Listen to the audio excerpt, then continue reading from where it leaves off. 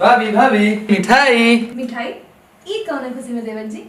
लागत क्या नया लड़की पटाई ना। अरे ना ना भाभी, कहा ना कि आज हमार यूपीएससी के एग्जाम के रिजल्ट निकलल बा। अच्छा तब तो एक खुशी में एक मिठाई बनत। ये गो ना दू गो मिठाई।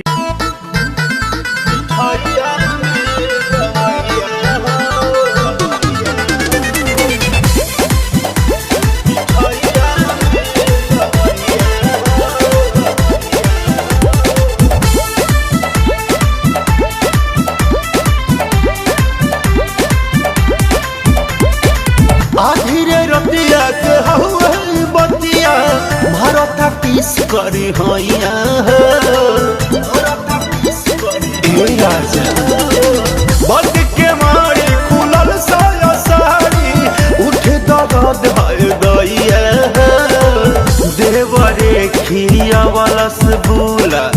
देवरे खिया वालस बुला मिठाइया में दबैया हो देवरे खिया वालस बुला मिठाइया में दवैया हो देवरे खिया वालस बुला।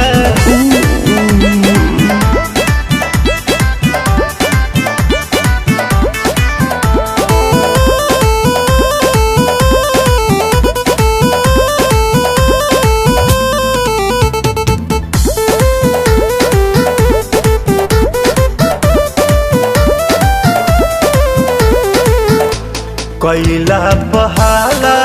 सालाई जते नु जाई बेटा के दोस्त रौर मनी है नमाई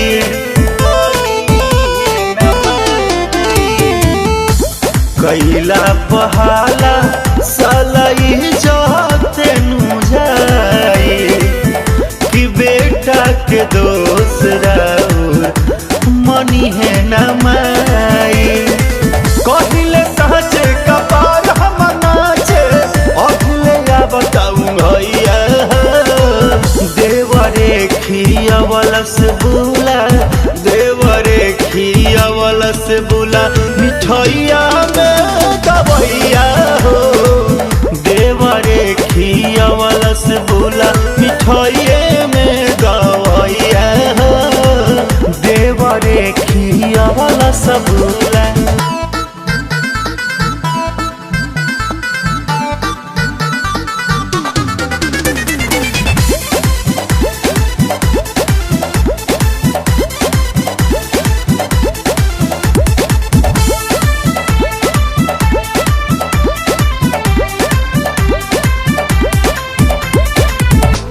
एको बेरी देहिया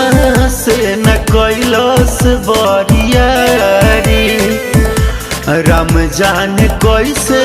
मोर लड़ी गइल गाड़ी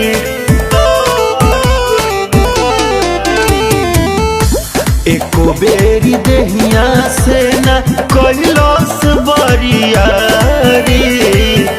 राम जाने कैसे मोरा लड़ी गई गाड़ी रोशन राकेश विश्वास प्रियांशु करो पाए कुछ सैया देवरे खियाइला सबूला देवरे खियाइला सबूला मिठाइया में दबैया हो देवरे खिया वाला सबूला मिठाइया में दबैया हो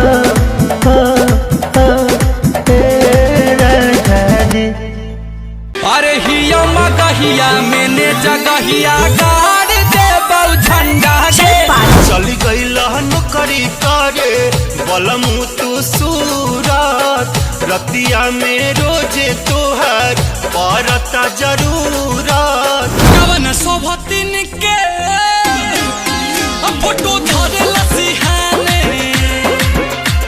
साझी के जाला तू फेरू आवेला बिहाने कहियो नहीं घूमैल काहे हमारा मेला राजगीर के कहियो नहीं घूमैल काहे हमारा मेला राजगीर के कवन कराई